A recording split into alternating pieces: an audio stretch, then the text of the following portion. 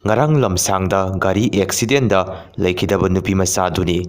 Nupi macha asigi mamingna Ayekpam Sarita, mapagi mamingna Sauba, mamagi mamingna Ambra, Laifamna Tagen Khongban Maning Laikaini hari. Sahi taraga manga sudriba nupi macha amagi ikai khumnaba manghankhibani haiba miyoi ama korna phadok pikre.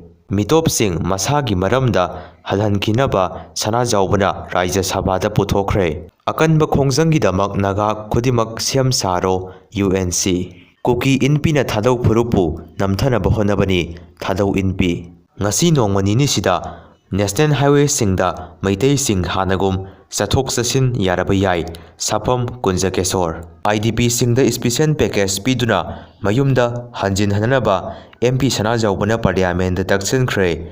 Atopa MP na tumina laisinkiba wafam iningthauna parliament da puthokpasi thaganingaini piren.